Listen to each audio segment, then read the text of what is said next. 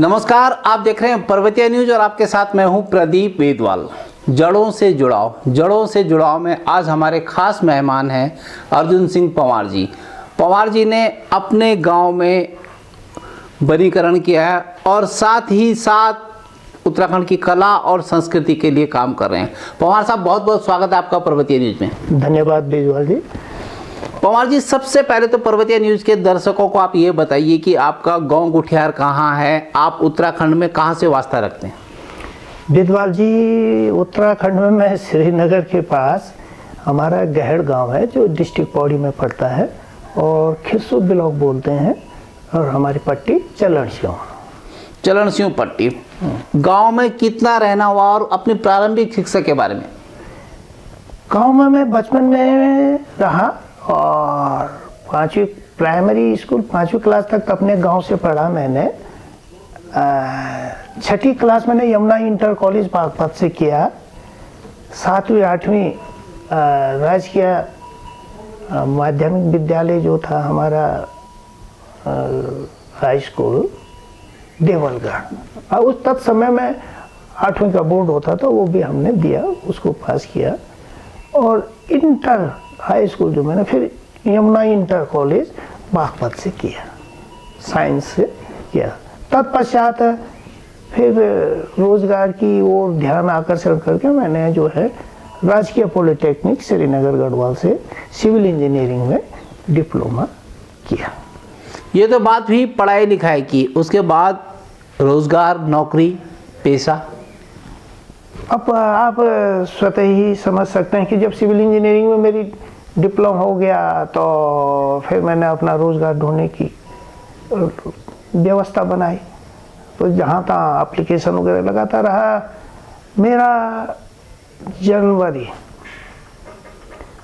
13 तारीख सन 1983 को उत्तर प्रदेश तत्कालीन समय में हमारा वो राज्य था, तो उसका जो हमारा सहकारी चीनी मिल संघ यूपी शुगर फेडरेशन बोलते हैं, उसमें मेरा एज ए जूनियर इंजीनियर उस समय अपॉइंटमेंट हुआ था। तो मैंने सबसे पहले अपॉइंटमेंट जो हुआ था मुजफ्फरनगर जिले में मोरना एक स्थान है, वहाँ पर हमने नई चीनी मिल इस्टेब्लिश की थी। और 9.5 साल में शुगर फेडरेशन में मेरा पब्लिक सर्विस कमीशन लोक सेवा जिसको बोलते हैं इलाहाबाद से फिर सिलेक्शन हुआ। तो 92 में मैं लोक निर्माण विभाग में पर्वतीय संवर्ग से उत्तराखंड के लिए चयनित हुआ। 2019 में मैं रुद्रप्रयाग डिवीजन से एज ए असिस्टेंट इंजीनियर सेवानिवृत्त हुआ। ये तो बात हुई पढ़ाई लिखाई की और नौकरी लगने की और उसके बाद सेवानिवृत्ति की। जी। थोड़ा पीछे चलते हैं। जी। बचपन आपने कहा कि पहाड़ में बीता, फिर उसके बाद बागपत में पढ़ाई लिखाई भी। बचपन में अर्जुन सिंह पंवार कितने शरारती थे? मैं शरारती तो नहीं रहा, लेकिन खेल तो खेलते ही थे, बच्चों के साथ हम खेलते थे। शरारत हमने नहीं की, क्योंकि हमें ये रहता था कि मैं शरारत करता हूँ तो फिर लोग मुझे अच्छा बच्चा नहीं मानेंगे। और ये मेरे कुछ गुण ही डेवलप हुए और थोड़ा सा दिमाग पे जोर डाला कि हाँ, शरारत करने वाले को, बच्चे को थोड़ा सा लोग अच्छा नहीं माना जाता। हाँ, ये चलिए ठीक है, आपको ये लगा, लेकिन गुच्ची खेली कभी? हाँ, तो उसमें सबसे टॉप था। जी वाह, गुच्ची खेलने में टॉप थे। हाँ, तो गुच्ची क्या मतलब बटन की खेली, कंचा गोली खेली? मैंने यहाँ तक कि पत्थरों की रोड़ी से भी खेली है, कंचों से भी खेली है। और कंचों से खेलने में बागपत में तो अन्य बच्चों के पास ज़्यादा कंचे होते थे, मेरे पे तो 1-2 रखते थे ज़्यादा, तो मैं नहीं अपना पार्टिसिपेट करता था। लोग मेरे को अपनी तरफ से खिलाते थे क्योंकि मेरा निशाना बहुत तेज था। तो जो कांच की गोली उन्होंने बताई थी वो मैंने मारनी है। तो सारी कांच की गोलियां जितनी भी थी वो जो खिलाता था उसी को मैं दे देता था। तेरी तुले ने मैंने तो मार दी, तो मार बस मैं जीत गया बस। लेकिन ये गुच्छी, कंचा गोली कभी पैसे, सिक्के या बटन तक तो नहीं आई? नहीं, बिल्कुल नहीं, पैसे की तरफ मैं गया ही नहीं। क्योंकि ये एक मुझे बताया गया था कि ये गुच्छी खेलता है पैसे की, तो कहा ये अपराध की श्रेणी में आ जाता है। ये इसका ज्ञान था। इस बात का ज्ञान था। हाँ। कभी बकरियां चराई, गोट चराए, गोट लगाई? हाँ, नहीं, गोट तो नहीं लगती थी, हमारे से पहले लगती थी, मैंने देखी हैं। गायें चराई हैं, और गायें थी हमारी, बकरियां नहीं थी। तो इतवार के रोज़, जब मैं 7वीं 8वीं क्लास में था या 5वीं क्लास तक था, तो इतवार के रोज़ ही मैं अपना ज़रूर गाय चुगाने अपने निकटवर्ती जंगलों में, जहाँ गांव की गायें जाती थी, जाता था। गाय चराने जाते थे। पंवार साहब कभी बदान भी पूजा? बदान, हाँ, ये भी किया। हमारे जब सेरा थे ना, जहाँ रुपाई वाली जो सेरा होता है, हमारे क्षेत्र में सेरा बोलते हैं, टीरी और उत्तरकाशी की तरफ क्यारी बोलते हैं जी। तो वहाँ जब रुपाई होती थी, उससे पहले हमें वहाँ बधाड़ देवता का पूजन करना पड़ता, जिसमें कि दूध आटे का प्रसाद बोलते थे, वो बना करके उससे पूजा की जाती थी। तत्पश्चात रुपाई प्रारंभ की जाती थी। तो रुपाई भी मैंने कर रखी है। रुपाई कर रखी है, गोड़ चला रखे हैं। हाँ। अर्जुन सिंह पंवार युवावस्था में बागपत में पढ़ाई लिखाई करते हैं और फिर रोजी रोटी नौकरी में पहाड़ के रह जाते हैं। मन कभी डगमग नहीं हुआ? मेरा उद्देश्य इन पहाड़ों को समझना था कि ये पहाड़ क्या है। दूसरा, जो अंतर लाइफ स्टाइल का है पहाड़ों में या मैदानी क्षेत्र में, उस अंतर को ध्यान में रखते हुए ये महसूस हुआ कि पहाड़ का जो लाइफ स्टाइल है, इसमें स्वच्छंदता है और स्पष्टता अधिक है और सस्पेंसिव नहीं है।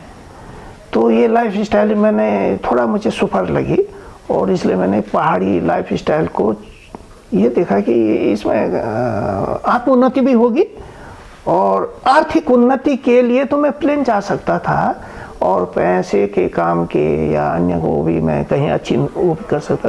पर मैंने कोई यहाँ अगर मेरे को नौकरी मिल जाती है तो सरकारी नौकरी मेरे को मिल ही गई, और ये दोनों काम मेरे हो गए। आर्थिक रूप से भी मैं अपना समानता रूप से समाज के साथ चलता ही रहा, और कहीं थोड़ा परेशानी तो आती ही है जीवन। कुछ लोग कहते हैं कि पहाड़ दूर से ही रम्य लगते हैं। क्या वास्तव में पहाड़ इतने कठिन हैं? हाँ, दूर से रम्य लगते हैं, ये एक चित्रण की बात होती है। लेकिन आप पहाड़ में इस भाव से चलेंगे, लेकिन आप जब थोड़ा और आगे चलेंगे, थोड़ा आगे चलेंगे, तो आपको दूरी कम महसूस हो जाए, क्योंकि पहाड़ में कदम कदम पर परिवर्तन है। तो दूर से तो आपको एक ही सीन लगेगा, 4 कदम आगे बढ़ेगा तो दूसरा सीन मिलेगा, तीसरा मिलेगा, चौथा मिलेगा, हिमालय तक जाते जाते आपकी जीवन पूरा हो जाएगा, और जीवन पूरे ही रम्यता में कट जाएगा। जीवन रम्यता में कट जाएगा। पंवार साहब कहते हैं पहाड़ में रहना, पहाड़ को जीना, पहाड़ जैसा बनना पड़ता है। क्या वास्तव में पहाड़ जैसी चुनौतियां आपके जीवन में रही? हाँ, आती हैं। और ये प्लेन में एक सरल जीवन भी व्यवस्था इतना जरूर है प्लेन में कि ट्रैफिक ज़्यादा है, और ज़रा सा टकराने के या वाहनों के आपस में भिड़ंत तो जिसको बोलते हैं, वो कि उसकी संभावना ज़्यादा रहती है। पहाड़ में ये कम है। पहाड़ में अगर समस्याएं हैं तो बरसात में पत्थर गिर सकता है ऊपर से, गाड़ियों के ऊपर गिर सकता, व्यक्ति के ऊपर गिर सकता, पता नहीं। आप गलत रास्ते जा रहे हैं और कहीं आपको अंदाज नहीं रास्ते में क्या, तो आपका पाँव किसी खड्डे में जा सकता है। तो ये ज़रा सावधानी पूर्वक कदम कदम पे तो चलना जरूरी है। आप लापरवाही नहीं कर सकते, और जरा भी रास्ते का अनुभव ना हो तो आप गलत रास्ते पे जा सकते हैं। पंवार साहब, ये तो बात हुई आपकी शिक्षा दीक्षा की, जीवन के नौकरी पेशे की। PWD से आप रिटायर्ड हैं। राजनीति, ठेकेदारी, दूसरी व्यवस्थाएं भी हैं जहां आप जा सकते थे, लेकिन आपने अपने गांव में उद्यान लगाया, बाग बगीचे लगाए और फलों की तरफ रुझान हुआ। घाटे का सौदा तो नहीं है? शुरुआत में तो इसको आप घाटा ही कह सकते हैं, कारण कि इस पे आपको खर्चा करना पड़ता है। पेड़ लगाना कोई ऐसा है नहीं कि अभी पेड़ लगा दो तो जितने दिन लगा दिया वो लगा दिया, उसके बाद उसको बटन चलाए और फल निकल गया, ऐसा तो नहीं है। पेड़ को लगाने के लिए आपको ये लॉन्ग टर्म योजना इसको आप कह सकते हैं। तो आज आप इनिशियली इस पे खर्च करेंगे तो आने वाले समय में पेड़ ही पहले सैंपल देता है। 5-6 साल तक तो आप इच्छा ना रखेंगे, 6 साल या 5 साल बाद उसका आपका सैंपल आएगा तो 5-6 फूल दिखाई देंगे, जो भी होगा। धीरे धीरे पेड़ अपने ग्रोथ लेता है। पेड़ फैक्ट्री भी नहीं है जो फिक्स है, वो ग्रोथ लेता है। ग्रोथ लेगा, धीरे धीरे बढ़ेगा, उसकी टहनियाँ निकलती हैं और टहनियों से टहनियाँ निकलती हैं, धीरे धीरे धीरे धीरे बढ़ता है। लेकिन लॉन्ग टर्म योजना जब उसकी एज बढ़ती चली जाती है तो उसका इम्पैक्ट और अच्छा आता है। तो लॉन्ग टर्म योजना का अच्छा से ग्राफ उसका बढ़ता घटता नहीं है। हाँ, किसी साल फसल नहीं कम लगेगी वो अलग बात है, लेकिन पेड़ नहीं घटेगा। फसल घट सकती है कारण मानसून के कारण या मौसम के कारण, ठंड गर्म के कारण, पालक के कारण फूल झड़ सकता है, कई बातें होती हैं, लेकिन पेड़ नहीं घटेगा। पेड़ नहीं घटेगा। चलिए आपको पंवार साहब के बगीचे में ले चलते हैं जो उन्होंने अपने गहड़ गांव की जमीन पे बनाया।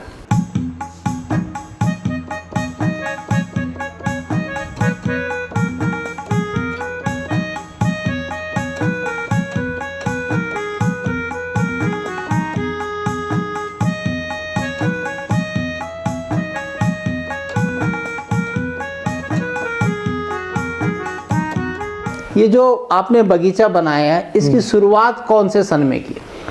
इसकी शुरुआत तो मेरे दिमाग में तो पहले से थी कि इन पहाड़ों का होगा क्या, और इन पहाड़ों पे अगर आदमी आर्थिक रूप से कमजोर रहेगा तो फिर ये तो पलायन करेगा ही करेगा, क्योंकि समाज के साथ समांतर तो व्यक्ति को चलना होता है। हीन भावना का शिकार आदमी क्यों होना चाहेगा? उसको समांतर चलना चाहिए तो वो समाज में अपने सम्मान को बना के चले। ये होता है, तो लोग कब चाहेंगे कि उनके बच्चे एक दरिद्रता में रहें? वो चाहेंगे कि उनके बच्चे भी ठीक ठाक स्थिति में रहें। तो उत्तराखंड में रह करके उनके बच्चे ठीक ठाक कैसे रहे, व्यक्ति कैसे ठीक ठाक रहे और उसकी आर्थिक उन्नति कैसे हो, उसके पास स्वाभिमान है, उसके पास संयम है, उसके पास बुद्धि कौशल है, उसके पास सब कुछ करने की क्षमता है, शारीरिक क्षमता भी है, मानसिक सब कुछ है, लेकिन किस्सा खाली है। तो किस्सा खाली काम तो नहीं करेगा। उसके लिए आपको थोड़ा थोड़ा करके कहीं से भी इनिशियली जो भी मेरे को जो भी तनख्वाहें मिलती थी तो उससे मैंने कुछ हिस्सा अपना खर्च भी करता था मैं, और बगीचों को भी एक एक दो दो खेत बनाते बनाते दो दो चार चार पेड़ लगाते लगाते लगाते लगाते आज मैं इस स्थिति में आया हूँ। लेकिन सर वो कौन सी उम्मीद थी, वो कौन सा विश्वास और भरोसा था कि जो कि आपको लगा कि इस चट्टान में भी बगीचे हो सकता है? हाँ, ये एक खोज का विषय है। हम उत्तराखंड के रहने वाले हैं, हम चट्टानों के बीच में रहते हैं। जब जन्म इस चट्टानी पर्वतीय श्रृंखलाओं में हुआ है तो ये चट्टानें जब हमें जन्म दे सकती हैं तो वनस्पतियों को भी जन्म दिया है इन्होंने। मैंने पेड़ देखे हैं, जगह जगह मैंने देखा कि बड़े बड़े चट्टान के ऊपर बहुत फलदार पेड़ हो रखा है और उसमें फल रसीले लगे हुए हैं। तो मैंने देखा इसका कारण यह है कि इस चट्टान से इसने जो कुछ भी लिया, लेकिन वातावरण से भी लिया, आसमानी पानी से लिया, आसमानी वायु से लिया, ये इसका पोषण होता है। फिर वो जो पोषण होता है तो उसके फल भी उसी हिसाब से होते हैं। कितना इस पे धूप पड़ रही है ये भी मैं ध्यान में रखता था कि ये दक्षिणी ढाल पे है या उत्तरी ढाल पे, जिसको आप कह सकते हैं एक तैलड़ा पाखा एक सिलड़ा पाखा जी। तो प्राय मैं देखता हूँ कि सिलड़ा पाखा में वनस्पतियां भरी पड़ी हैं, जंगल भी ठीक ठाक है, और तैलड़ा पाखा में जो है चीड़ दिखाई दे रहा है, अन्य तो नहीं।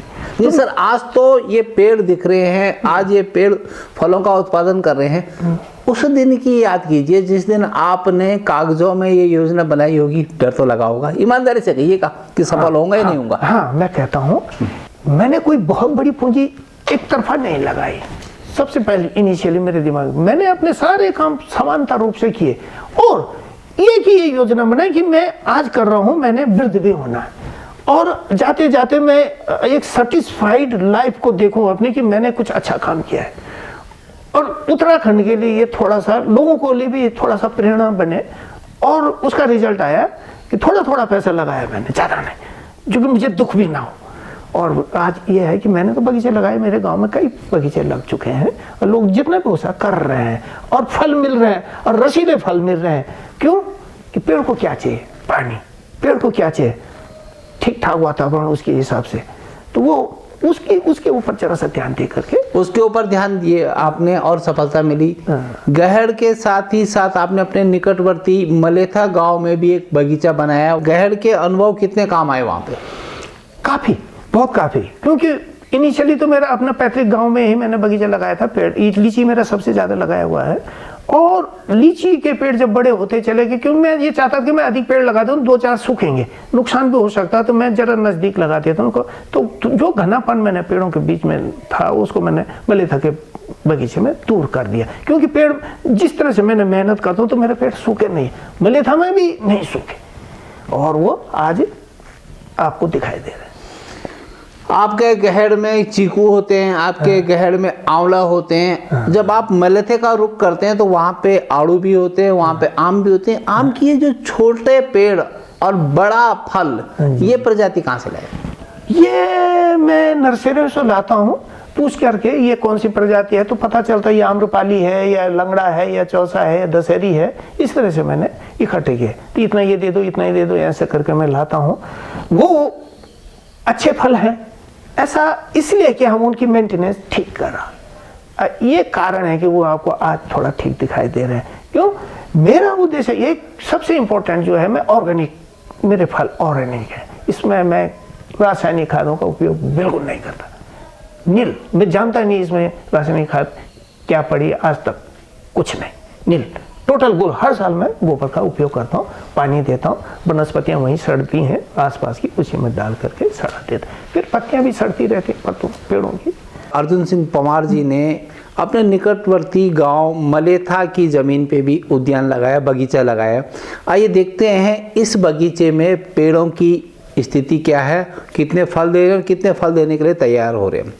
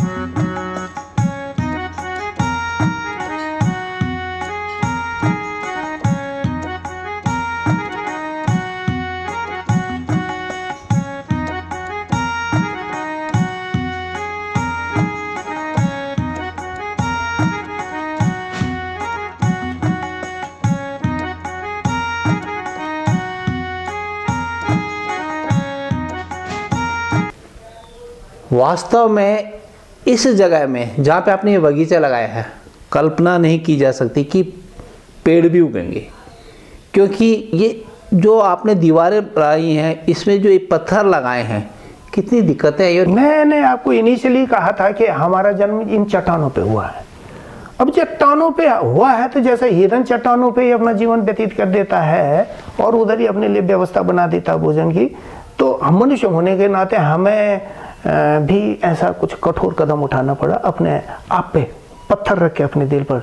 और खर्चा ये नहीं सोचा कि मैं खर्चा करूं क्या होगा, रुपया को नहीं देखा मैंने, जो कर दिया करना ही था, करके रहा।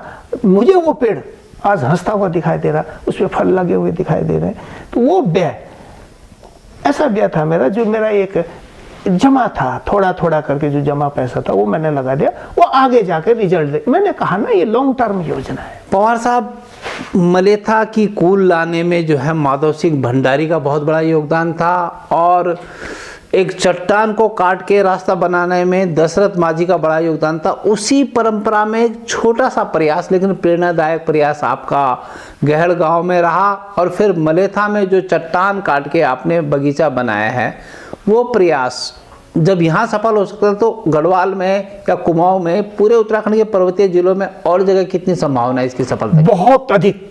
मैं आपको यहीं पे चट्टान, मैंने क्या किया है कि जब चट्टानी भूभाग था जहां पर कि चट्टान आ रहे थे, पत्थर आ रहे थे चट्टानी, तो मैंने उनको निकाला। मैंने उसी के आसपास की मिट्टी छान करके उन गड्ढों में भरा। गड्ढों में भरने के बाद मैंने वहां पेड़ लगाया, पानी दिया, गोबर डाला, वो पेड़ हंसता हुआ मुझे दिखाई दे रहा। इन चट्टानी पत्थरों में भी वही अवयव हैं जो मिट्टी में होते हैं। उनको पत्थर को कूट दो तो मिट्टी बन जाता है, और उसमें वही अवयव है जो पेड़ को चाहिए। तो चट्टान के छोटे मोटे टुकड़े, फिर पेड़ों की जड़ें तो अपने लिए जगह बना देती, निकल जाती है इधर उधर। हमें उसको डेवलपमेंट, जिसको तौलिया बोलते हैं या थाला बोलते हैं, उसका डेवलपमेंट करते रहना चाहिए। खुदाई निराई गुड़ाई करते रहो, खाद पानी देते रहो, गोबर गोबर केवल, और बात नहीं करूँगा मैं खाद की। क्योंकि सेब एक वातावरण की बात होती है। अगर मैं इधर जोशीमठ में जाकर के सेब का बगीचा लगाता तो वहाँ सेब का वातावरण उतना नहीं है जितना कि हिमाचल का प्रभाव, वो जो सीमांत क्षेत्र है हिमाचल से लगा हुआ उत्तरकाशी जिले का नेटवर्क क्षेत्र, उसमें सारे में सेब के बगीचे हैं। तो वहाँ एक वातावरण है, सभी लोग सेब कर रहे हैं तो मैंने भी करा। तो वहाँ एक तो शिक्षा मिलती है कैसे किया जाए, वहाँ से लोगों से शिक्षा मिली और उसको मैंने वहीं इम्प्लीमेंट किया और मैंने अपना बगीचा भी शुरू किया और रोज मैं उन लोगों से सीखता रहता हूँ, आगे बढ़ता रहता हूँ। एक तो ये दूर की बात यह है कि हमारा हमेशा जीवन को जीने के लिए दो रूप होते हैं, तो शरीर रूप में जीता ही आदमी, लेकिन आत्म रूप में भी जीना जरूरी होता है। तो वसुधैव कुटुंब का जो फॉर्मूला है वो इसलिए कि सारी पृथ्वी अपनी, सबको अपना मानो, जो भी आए हमेशा स्नेहपूर्वक व्यवहार आपका रहेगा तो दुनिया अपनी हो जाती है और मुझे हमेशा सहयोग मिलता है कहीं भी मैं रहता हूँ, ये मुझे महसूस होता है। तो ये जो कुछ मैंने अपना कुछ व्यवहार कमाया है इसका फायदा मेरे को मिलता है, तो लोग लालायित रहते हैं मेरे से मिलने के लिए, ये बात होती है। और वो इतना बड़ा बगीचा मैंने बना दिया, वो इस समय वहाँ 6800 पेड़ है, लगभग 7000 पेड़ है। और इसको मैं आने वाले समय में एक सेब का बगीचा नहीं मान रहा हूँ, इसको मैं प्रोजेक्ट, योजना है मेरी। इस योजना को मैं 5 साल के भीतर जब मार्केट में मेरा सेब पहुंचेगा तो कितना पहुंचेगा ये अभी मैं कह नहीं सकता हूं, लेकिन लोग कहते हैं और लोग बहुत बड़ा सम्मान करते हैं कि हम सोच नहीं सकते कि एक आदमी ऐसा कर सकता है। एक आदमी ऐसा भी, तभी तो सवाल हो रहा है, तभी तो आप पर्वतीय न्यूज के कार्यक्रम में खास मेहमान के तौर पे आए हैं। एक आदमी ऐसा भी, और वास्तव में आपने साबित कर दिया कि आदमी चाहे तो कर सकता है। कहते हैं ना कि आदमी अगर अपने करने पे आ जाए तो क्या नहीं कर सकता। लेकिन ये जो उत्पादन, इसका विपणन के लिए कैसे करेंगे? बहुत सुंदर क्वेश्चन है। इसका विपणन है, सेब का मार्केट पूरा है, देहरादून, शिमला, चंडीगढ़, कानपुर और अहमदाबाद, दक्षिण में मार्केट ही मार्केट है, क्योंकि हिमालय क्षेत्र में ही तो सेब होता है और भारत तो बहुत बड़ा भूभाग है, विदेशों में भी जाता होगा सेब। हमारा तो देहरादून और ज़्यादा से ज़्यादा कानपुर तक निकल जाता है। आपने ये पहाड़ी वाद्य यंत्र ढोल और दमाव रखे हैं, ये क्या शो पीस है, ये प्रदर्शन है, क्या है? नहीं, ये ऐसा है, ये हमारी वाद्य यंत्र है, पौराणिक वाद्य यंत्र है। अब ढोल है तो ढोल सागर इससे जुड़ा हुआ है, इसके अंदर कितने धुनें निकलती हैं इसके लिए इसके बजाने वाला जानता है। मैं तो रख सकता हूं लेकिन बजाने वाला ही इसको बजाएगा, और ये देवत्व से जुड़ा हुआ व्यवस्था है। मेरा सवाल ये है कि ये प्रदर्शन की चीज है, ये आत्मसात करने की चीज? ये आत्मसात करने की चीज है। प्रदर्शन तो ये रखी है तो प्रदर्शनी के रूप में रखी है जी, लेकिन जब इसका यूज होगा तो ये ध्वनि संकेत करका और ये ब्रह्मांड तक, वायुमंडल में जो भी शक्तियां विचरण करती होंगी उनको आकर्षित करता है। हमारी रिसर्च टीम ने पता किया कि जब आप पीडब्ल्यूडी में भी थे तब भी आप इंजीनियरिंग से जुड़ी हुई किताबें सहेज के रखते थे और पढ़ते थे। रिटायरमेंट के बाद आप गढ़वाल हो या कुमाऊं, उत्तराखंड के सभी जनपदों का इतिहास, भूगोल, कला और संस्कृति से जुड़ी हुई किताबें पढ़ते हैं। वही ये विद्या व्यसनी होने की ललक कैसे पड़ी? विद्या व्यसनी, मैं यही कहता हूँ कि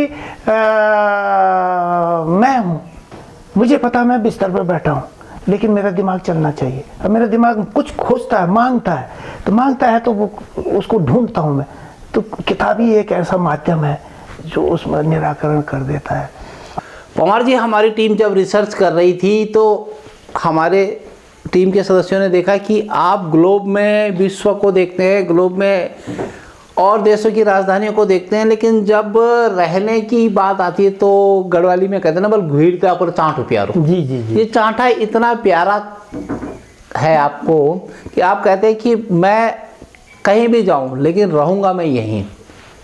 तो ये जो संकल्प है, इस संकल्प की शक्ति कहाँ से मिलती है? इस संकल्प की शक्ति ये हिमालय का आकर्षण है, पर्वत का आकर्षण है, विभिन्न जलवायु जो होती है, ठंड गर्म, ये सो इसका आकर्षण है। मुझे जाड़े में अपने कोट को देखना पड़ता है, गर्मियों में मुझे अपना कोट संभालना पड़ता है। तो ये जो बातें हैं, और फिर जो रिसर्चिंग, अगर किसी को जीवन की सफलता प्राप्त करनी है तो वो उसका कई जन्म लग जाएंगे। हिमालय के जीवन को जीने में और हिमालय को जीने के लिए आपको कई जन्म लेने पड़ेंगे। और ये रिसर्चिंग जीवन हो जाता। ऋषि मुनि तपस्वियों ने ऐसे थोड़ा नहीं इसको अपने रखा। ये मध्य हिमालय, हिमालय का मध्य भाग है उत्तराखंड, ये बहुत इंपॉर्टेंट है। ये तो देवत्व से भरा हुआ है। भौगोलिक बात की, आप श्रीनगर के नज़दीक हैं। श्रीनगर को नारद मोह नगरी कहा गया है। जी जी जी जी। और श्रीनगर में अष्टावक्र भी हैं, श्रीनगर में कमलेश्वर भी है, श्रीनगर में घसिया महादेव भी है और श्रीनगर में केशवरे मठ भी है। कॉलेज के दिनों का अर्जुन सिंह पंवार और आज के अर्जुन सिंह पंवार में आध्यात्म को लेके कितना फर्क नजर आता है? चिंतन तो पहले से ही करता था, अब थोड़ा सा पढ़ लिख लिया तो और बारीकी से उसमें आ गया हूँ। लेकिन श्रीनगर की अगर आप बात करेंगे तो ये एक बहुत बड़ी विरासत है भारत की, क्योंकि श्रीनगर जो है श्री यंत्र क्षेत्र है। ये लक्ष्मी का क्षेत्र, श्री यंत्र तो लक्ष्मी जी का क्षेत्र होता है, विष्णु भगवान। तो यहाँ आकर के शंकराचार्य जी को भी वो हो गया था ज्ञान की माँ से बढ़कर कोई नहीं, तो उन्होंने यहाँ माँ की स्तुति करी थी। क्यों महिलाओं को उतना सम्मान देने में पहले कहते कि नहीं था, लेकिन जब उन्हें पता चला तो उन्होंने माँ जगदम्बा ये हैं इनका स्तुति की है और उनको ज्ञान प्राप्त हुआ है। और श्रीयंत्र में तो श्रीनगर में तो खरगोश ने शेर को हरा रखा है। ये ऐसी जगह है। शंकर मठ शंकराचार्य जी की बात है, कमलेश्वर मठ आप जानते हैं शिव जी का है। तो यहाँ ये सिद्ध क्षेत्र है, सिद्ध क्षेत्र है। कंसमर्दिनी है, यहाँ पे हनुमान जी के मंदिर है, अष्टावक्र हैं। और सामने माँ चंद्रबदनी है, इधर माँ धारी देवी हैं, माँ काली। तो ये सिद्ध पीठ है। ये एक समतल भूभाग है, पहाड़ों के बीच एक कटोरा है और नदी अपने हिसाब से बहती है जो समरूप में बहती चली जाती है। तो ये प्राकृतिक रूप से अच्छा होने के कारण देवत्वों का यहाँ आगमन आशीर्वाद भी है।